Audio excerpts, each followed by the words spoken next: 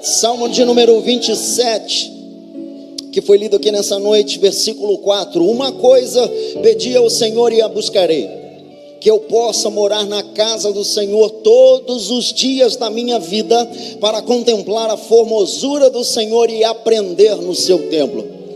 Versículo 7, ouve, Senhor, a minha voz quando clamo, tem também piedade de mim e responde-me. Versículo 14, espera no Senhor, anima-te e Ele fortalecerá o teu coração. Espera, pois, no Senhor. Glória a Jesus. Que bênção para nós que esperamos e aguardamos o Deus da nossa salvação. Que bênção para nós, bem-aventurado é o homem que teme ao Senhor, que deposita sua confiança naquele que pode resolver todas as coisas. Que bênção para o homem acreditar no Senhor. Quero vos lembrar, no primeiro culto já foi mencionado, já foi pregado aqui, mas não fugirei do tema, pois ontem foi aniversário da Reforma Protestante. Quando a igreja mais precisou, o Senhor Deus levantou homens corajosos e valentes. Mas eu quero retroceder um pouquinho sobre a história da igreja, pois quando Jesus Cristo veio a este mundo, iniciou aqui uma missão excelente, muito excelente, que era espalhar as boas novas do Evangelho a toda criatura, e todo aquele que crer será salvo. É para todos, indistintamente, é para todos, não tem raça, não tem cor, não tem posição social, não interessa de onde você veio. Se você crê no nome do Senhor Jesus, se você invoca o nome do Senhor Jesus como seu único e suficiente Salvador, você será salvo por Ele. E Ele veio a este mundo exatamente com essa intenção, de salvar a todos nós, a toda a humanidade, que condenada já estava. Todos nós pecamos e destituídos nós fomos da glória de Deus. Nós fomos expulsos, nós fomos excluídos, nós fomos mandados embora da glória do Senhor, porque nós nascemos no mundo de pecado. Temos um corpo pecaminoso, um coração que tende toda hora, a todo momento para o pecado. Mas o Senhor teve misericórdia. Deus amou a mim e a você de uma forma tão especial, tão grande, tão sobrenatural, que deu o seu único filho para descer aqui, se encarnar como homem e morrer no meu e no seu lugar. E assim iniciou a história da igreja. Aquela igreja começou a crescer. Jesus subiu, foi embora. Jesus subiu e aqueles discípulos ficaram esperando o Espírito Santo de Deus descer sobre a vida deles. E desceu e aconteceu. E a igreja começou a crescer. A igreja começou a cada dia ia se achegando mais e mais. E Deus ia acrescentando cada vez mais almas e almas e almas à igreja do Senhor. O diabo não ficou satisfeito com isso, é claro e é fato, e começou a perseguir a igreja. O diabo começou a dia após dia a matar, a perseguir, levantou homens para poder assassinar um povo que estava adorando a Deus. Mas quanto mais o diabo matava, quanto mais aqueles homens assassinavam, outras pessoas surgiam. Se matava um, dois aceitava, se matava dois, quatro se entregavam, e as coisas iam crescendo, e a igreja ia crescendo, e ninguém podia parar a igreja do Senhor. Ninguém conseguia parar o poder de Deus na vida daqueles homens e daquelas pessoas, pois eles começaram e morriam queimados, morriam apedrejados, morriam decapitados, não importava, mas eles morriam e ainda se olhavam para o céu e glória a Deus, porque eu estou indo embora daqui. Havia alegria, havia felicidade, havia gozo no coração daquelas pessoas. Havia gente ali que servia ao Senhor. E o diabo cada dia mais, e passava um ano, 2 anos, décadas, séculos, e o diabo continuava a matar, a destruir, a derramar sangue de gente que tinha fé no Senhor Deus. Mas o diabo, ele viu que não estava adiantando. Viu? Ora, Se eu estou ceifando vidas, se eu estou matando tanta gente, e cada vez mais eu mato, mais tem gente aceitando a Jesus, mais tem gente se entregando. Quanto mais eu mato, na verdade, estou mandando esse povo todo embora para o céu. E quanto mais eu faço, mais eu perco. Quanto mais eu faço, mais eu perco. Era assim a história da igreja primitiva.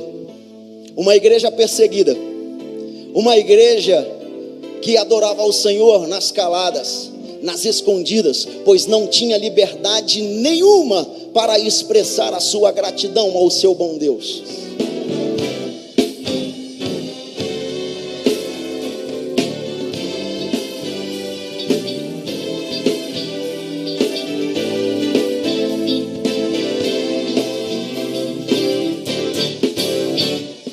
Vamos cantar. Sempre vou lembrar Da coragem e amor, da firmeza, e vontade, da fé e devoção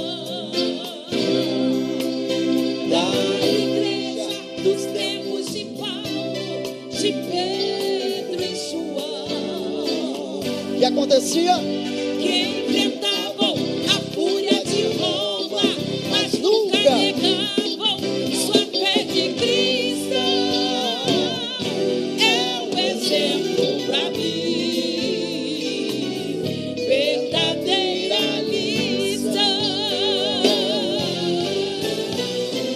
Oh meu Deus, reaviva a sua igreja de novo, faz a chama arder neste povo, como eram os primeiros cristãos. Oh meu Deus, reaviva a sua igreja de novo, faz a chama arder neste povo, começando em teu coração.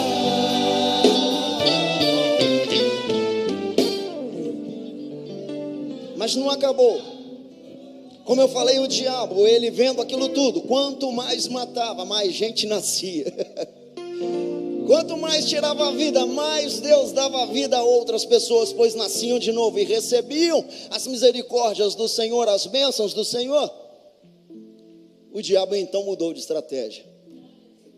E infelizmente, começou a se ajuntar à igreja e a crescer o olho da igreja.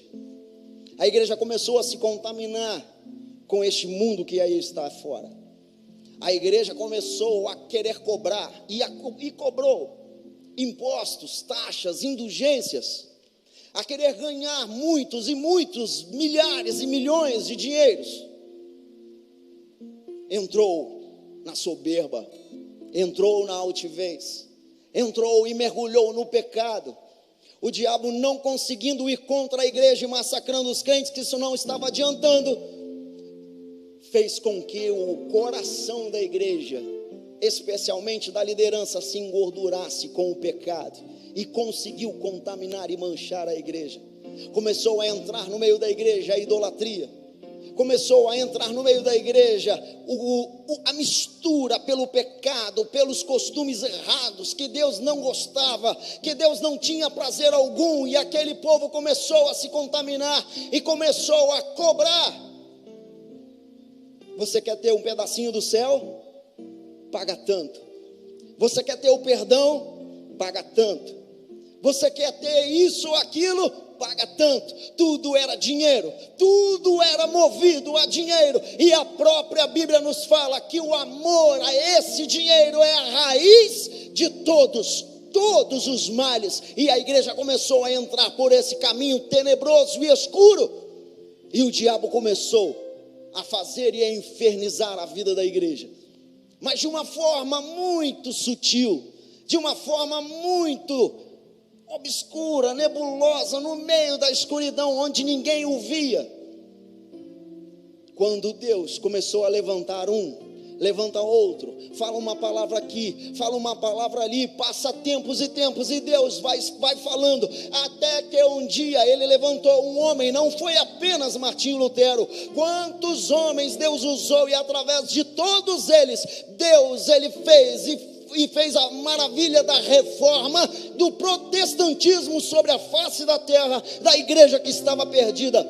Quando Martinho Lutero começou a falar, levantando os 5 pilares da reforma protestante, falando no primeiro sobre a fé, que a igreja tinha perdida no Senhor Deus. A igreja não tinha mais fé no Deus da sua salvação, mas sim nas situações e circunstâncias, no que ela podia fazer, e perdeu a fé. A fé, Hebreus nos fala que a fé é o firme fundamento das coisas que nós não vemos. Mas é a prova daquilo que a gente ainda está esperando, que vai chegar. Sem fé é impossível agradar a Deus. Não tem como o ser humano agradar a Deus se ele não crê, se ele não tem fé no Senhor. Segundo pilar, somente a Escritura. Lâmpada para os nossos pés é a tua palavra, e luz para o nosso caminho. Não adianta vir com balela, não adianta vir com outras coisas, não adianta vir com outros assuntos. Essa palavra do Senhor, ela é infalível, ela é inerrante, só ela é a nossa regra de fé, é a única que nos mostra o caminho para o céu. Esta palavra também nos fala em Hebreus, que ela é viva, ela é eficaz, ela é mais penetrante do que espada alguma de 2 gumes, ela penetra na divisão da alma e do espírito, das juntas e medulas, ela é apta para discernir os nossos pensamentos e as intenções dos nossos corações. É a palavra do Senhor, somente esta palavra e nada mais. Não adianta inventar moda, somente ela é que nos mostra o caminho, o verdadeiro caminho para o céu, aonde Jesus tem preparado para mim e para você. Terceiro pilar, somente Cristo, nada mais. Não tem João, não tem Pedro, não tem Tiago, não tem Bartolomeu, não tem Maria, não tem Madalena, não tem Rita, não tem ninguém.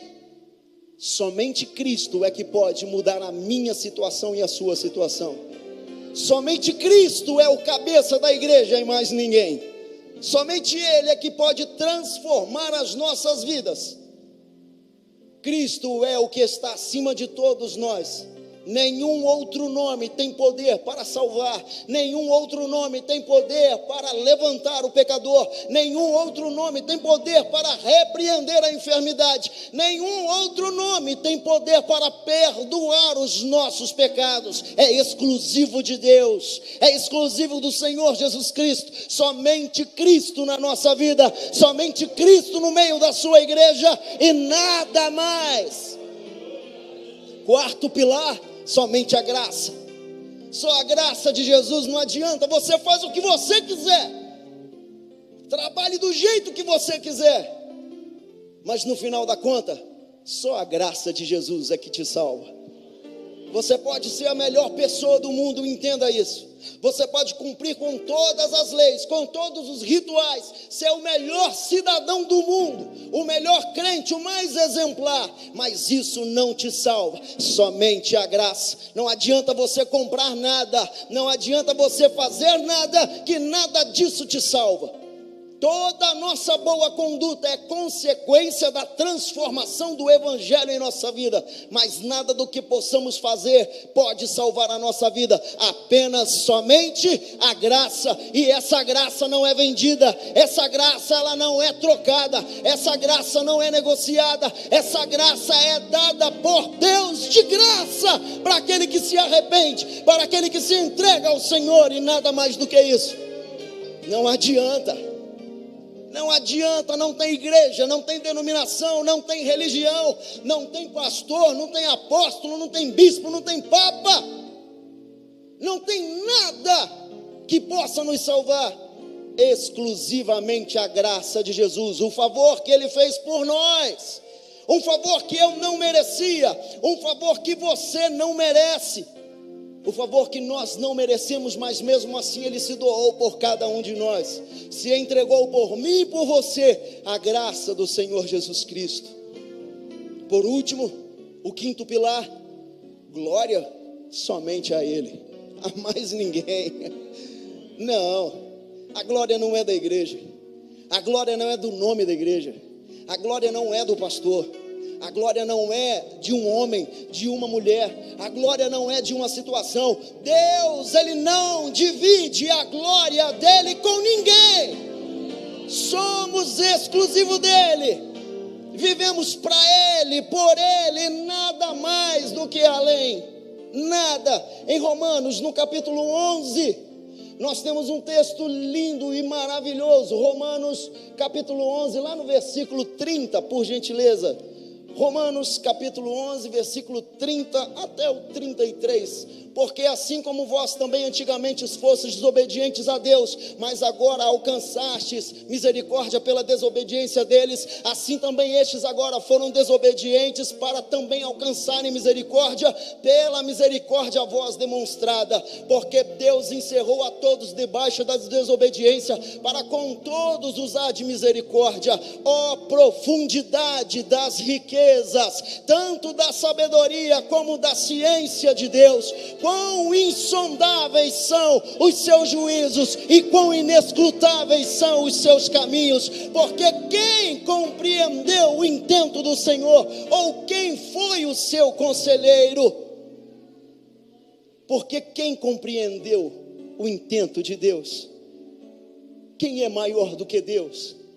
Quem pode ter a glória maior do que Ele? Na verdade, a glória é só dEle. Ou quem lhe deu primeiro a Ele, para que seja recompensado? Quem foi? Porque dEle, por Ele e para Ele são todas as coisas. Glória, pois, a Ele eternamente. Amém. Mas ninguém. A glória é só dEle, o domínio é só dEle, a força é só dEle, toda ação sobrenatural é só dEle. Eu sou dEle, você é dEle, nós somos dEle, esta igreja é dEle, o rebanho é dEle, Ele é maior de todos e ninguém pode contra esse Deus tão grande. Cantarabachurianda Amanai. Ele é o grande, Ele é o Deus, Ele é o forte e poderoso. A glória é só dEle, a glória é só dEle e de mais ninguém. DEle apenas, só dEle.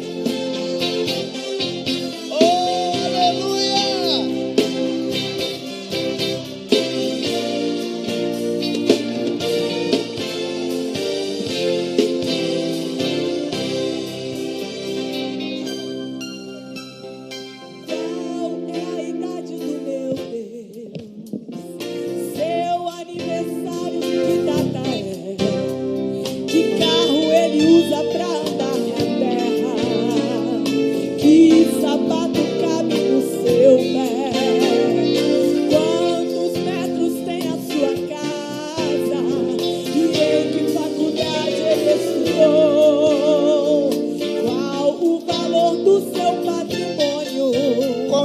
Professor dele. O nome do seu professor. Quem? Quem ensinou agronomia e em direito é muito mais que bacharel. Na palma. Na palma das mãos, cada águas do mar, e chama pelo nome, cada estrela do céu. É tudo dele, é por ele, é pra ele. Não, ele não dá sua glória. Ele é dono de tudo e tudo ele tem. Não seja soberbo, ele pela mente, ele faz descer. Dono do ouro e da prata, tudo é seu. Incalculável, tamanho meu Deus. Ele não tem, ele é o próprio poder. Por isso a glória é dele.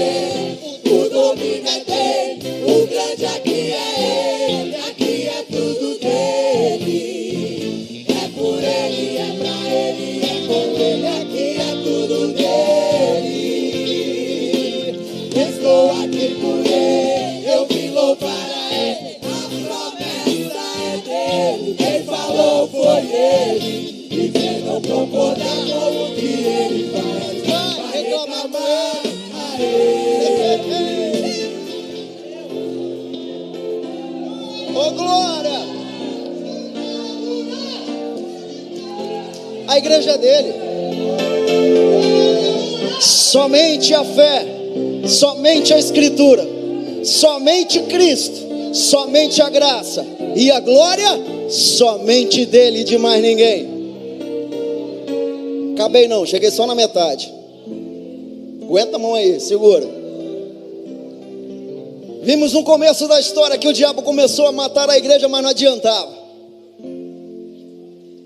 Vimos no meio da história que o diabo se aliou à igreja e começou a engordurar os olhos da igreja. E contaminou a igreja começou a morrer.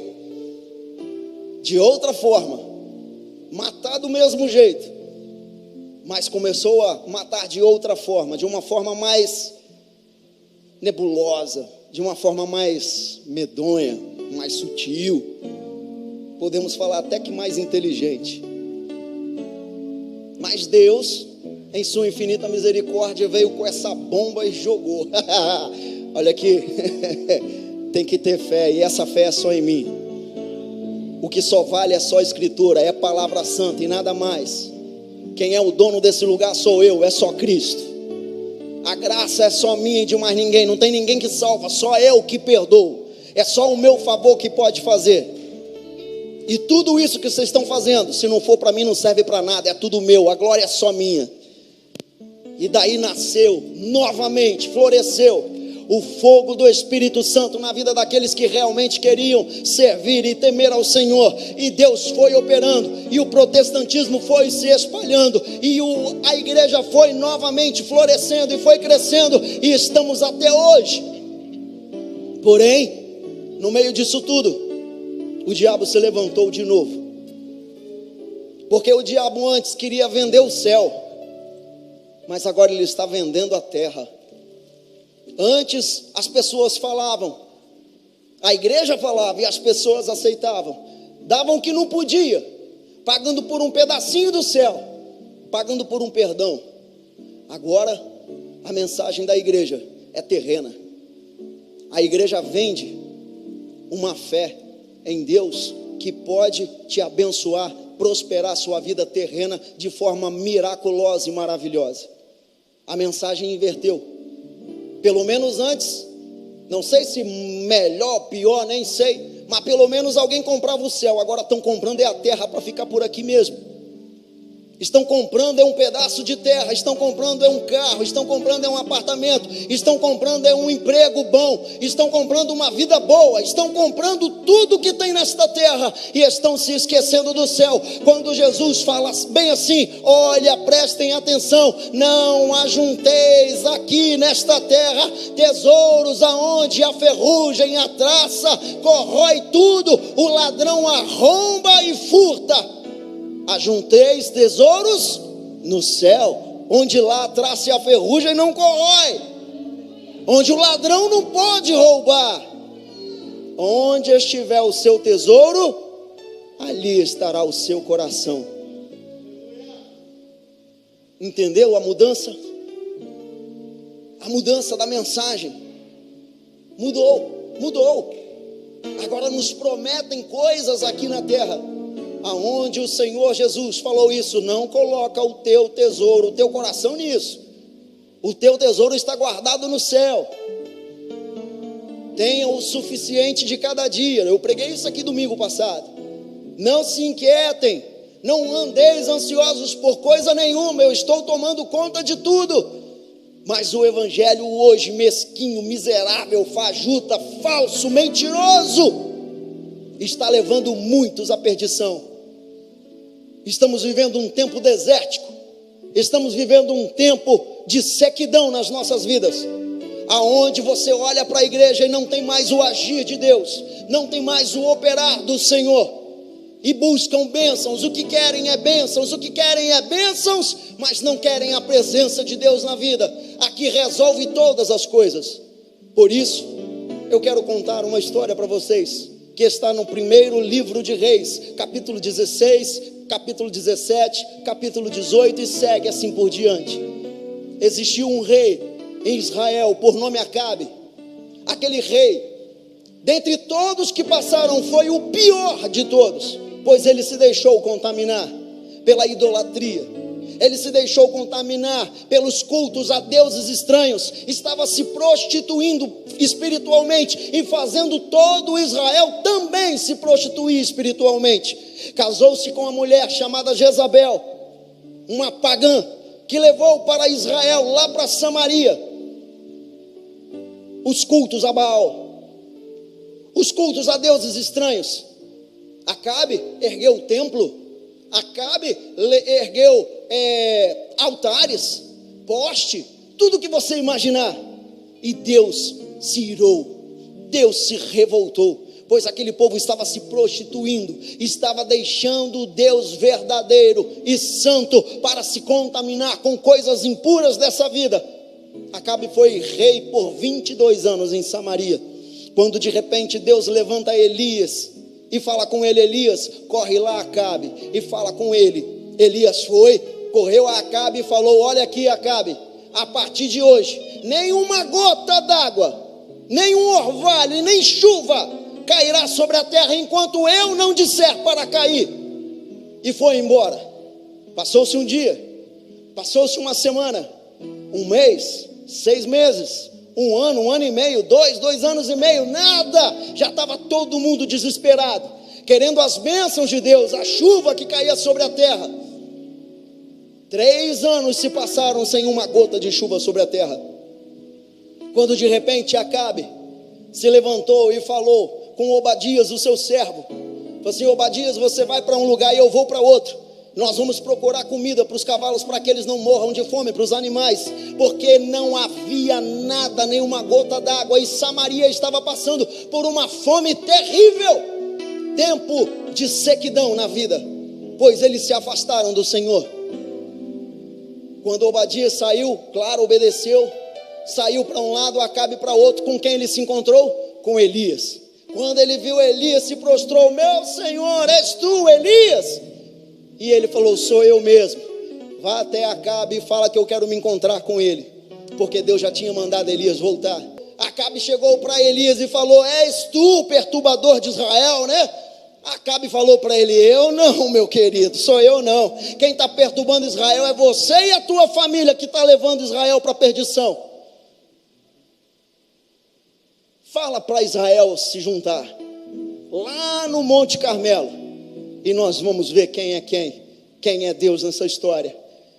Acabe reuniu todos os profetas, todos aqueles homens, os 450 profetas de Baal, outros 400 que todos eles almoçavam, comiam, jantavam à mesa de Jezabel, se juntaram no Monte Carmelo. Chegando na frente de todos, Elias falou: por que estáis cocheando entre 2 pensamentos? Por que estão indecisos? Ou vocês servem a Deus ou servem a Baal. Se é Deus, sigam. Se é Baal, sigam.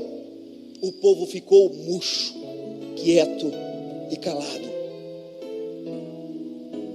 Quando Elias falou: eu estou sozinho, pois vocês já mataram todos os profetas do Senhor. Estão ali 450 profetas de Baal. Eu estou sozinho. Mas façamos o seguinte: Elias propôs: peguem 2 novilhos, preparem, cortem em pedaços, coloquem lenha, preparem o altar, botem a oferenda em cima, mas não taquem fogo, porque eu vou fazer a mesma coisa. Começaram a fazer de manhã cedo. Os profetas organizaram de Baal, organizaram todo aquele altar, colocaram a lenha em cima e o sacrifício, e começaram a clamar: Baal, olha para nós, Baal, socorre-nos, Baal, olha para nós, Baal, nos socorre. E o horário foi passando, deu meio-dia. Quando deu meio-dia, Elias começou a olhar e começou a zoar com a cara deles. Ele não aguentou. Fala mais alto. De repente Baal está viajando. Quem sabe Baal não está dormindo? É repente ele está conversando com alguém, não está ouvindo, fala mais alto. Aqueles homens começaram a falar mais alto, e mais alto, e mais alto, e mais alto. E Elias zombando deles. Nada aconteceu. Elias falou: chega, para, já deu, agora é a minha vez. Juntem todos aqui. E o povo se ajuntou ao seu redor. Primeira atitude de Elias: começou a consertar o altar. Foi a primeira atitude de Elias. A nossa igreja está com o altar rachado, a nossa igreja está com o altar quebrado, a nossa igreja está com o altar misturado, a nossa igreja está misturada com esse povo aí fora, esse povo que não quer saber de Deus, esse povo que está manchando e contaminando as nossas vestes, que devem estar limpas diante do Senhor, e a igreja não consegue enxergar isso. O que o diabo estava fazendo com a igreja, quando houve a reforma, está fazendo a mesma coisa. Antes prometia o céu, mas para contaminar os líderes da igreja, hoje, além dos líderes contaminados, está ludibriando e enganando todo o povo, e todo o povo seguindo líderes que não querem a salvação, o conserto e a transformação de ninguém. Mas vou continuar e vou resumir a história para encerrar. Elias juntou aquele altar, colocou as pedras, 12 pedras, uma de cada tribo, representando, e falou: este é Israel.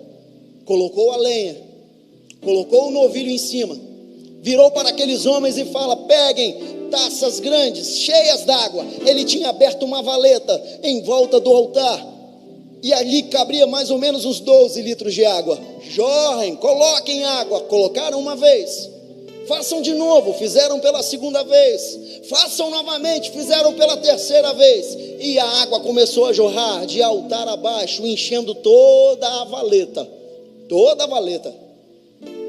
quando Elias dobrou o seu joelho e orou ao Senhor: Deus, agora é com a gente, mostra para esse povo quem é o Deus de Israel, mostra para esse povo que tu és o Deus verdadeiro, que esse Baal é mentiroso, não existe.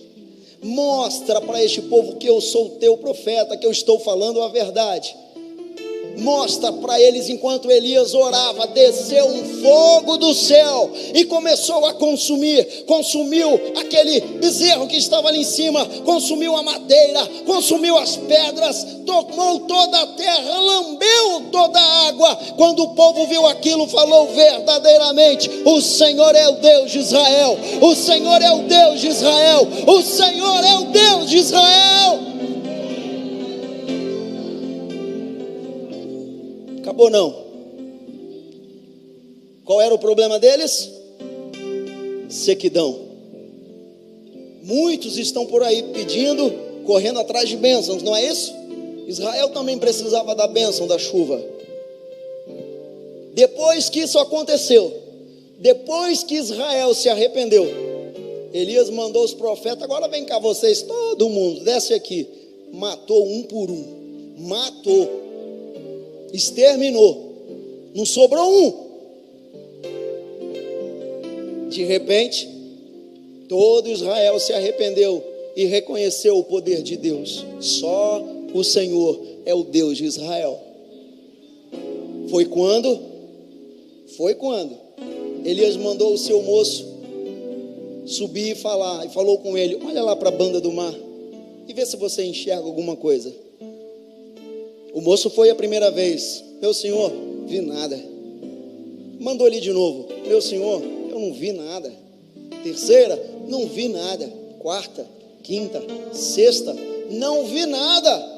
Na sétima vez, vai lá e olha.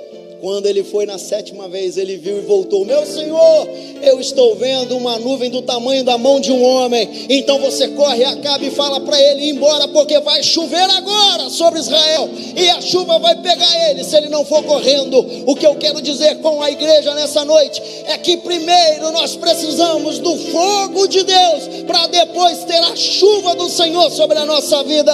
Não adianta querer pedir bênçãos, não adianta querer pedir uma vida terrena, terrena cheia de maravilhas, uma vida terrena gloriosa, maravilhosa, se nós não temos a presença de Deus na nossa vida. Primeiro a igreja precisa ter o altar consertado, ter o fogo de Deus sobre as nossas vidas, ter a presença. Primeiro presença, depois bênção. Primeiro fogo, depois a chuva. Caso contrário, não adiantará, nós estaremos perdidos.